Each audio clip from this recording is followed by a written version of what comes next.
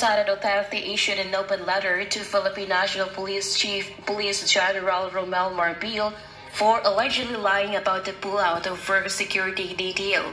According to VP Sara, this is a clear case of political harassment since the move targeted some of the police officers who gained their trust and confidence.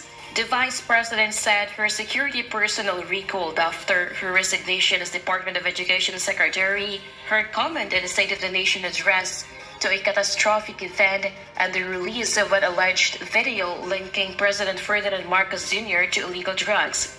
Marbil earlier said that police personnel assigned to VP Sara were pulled out because more policemen had to be deployed in the National Capital Region. She has denied Marbil's claim that they requested for the pullout, saying there was no formal request. The Vice President also slammed Marbil's remark that there was no security threat against her, noting that there was a malicious attempt to release the video of her departure from the Philippines. She revealed that some PNP operatives went to her place of residence to do some casing, with some policemen making inquiries on the rental house where she and her children live. Meanwhile, PNP Chief Marbil refused to give any comment on VP Duterte's letter. Sir, comment lang, sir. Sir, totoo ba, sir, nagbigay kayo ng request kasi sabi niya hindi daw kayo nag-request? Sir, any comment lang po? Any comment lang, sir? Hindi makasagot. Ano, Marbil, pahiya ka sa message ni Sara Duterte. Kapal ng mukha mo. Sabi ni Sara Duterte, hindi ka Diyos, batas ka lang. Sobrang kapal ng mukha mo. Tandaan mo, pag may mangyayari kay Sara Duterte, sisingilin ka ng buong sambayanan na nagmamahal sa mga Duterte. Ikaw, sino ka? Appointed ka lang dyan ni Bangag. Tapos nagyabang-yabangan ka na. Umaasta ka. Mga power tripper kayo. Mga abusado kayong pulis. Ikaw sana na general ka, chief PNP ka. Ikaw sana ang magiging modelo na maging totoo. Pero ngayon, branded ka na.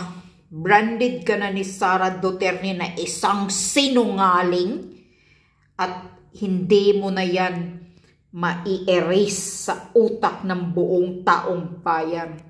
Mas lalo mong pinapabagsak ang pagtitiwala ng taong bayan sa inyo, mga kapulisan. Imbis na mabaho na kayo dahil sa ginagawa ninyo sa Kingdom of Jesus Christ, ngayon dinagdagan mo pa sa mga kasinungalingan mo, Marbil. Kaya mahiya-hiya ka. Kapal ng mukha mo. Hindi ka makasagot sa media, di ba? Sagutin mo ang message ni Sara Duterte. Si Sara Duterte, binoto namin. 32 milyong Pilipino ang bumoto kay Sara Duterte. Tapos inaapi-api ninyo? Pinagtutulungan ninyong ganyanin? Ikaw, binoto ka ba ng taong bayan? Marbil? Appointed ka lang ni Bangag. At yung mga tandaan mo, kung PME ka, pinapaaral ka ng mga taxpayer money din. Kaya wag kayong mag-power tripper, mga abusado. Abusado kayo. Kapal ng mukha mo. Tandaan mo, Marbil, hindi kayo dyan sa posisyon ninyo habang buhay.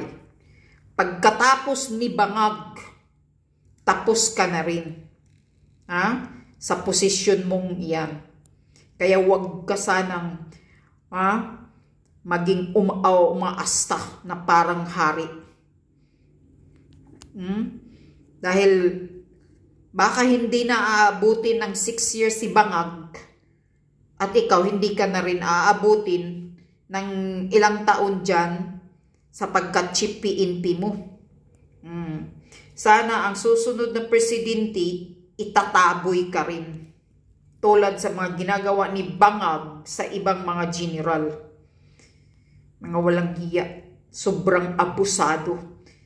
Nakapanggigil na kayo mga kapulisan.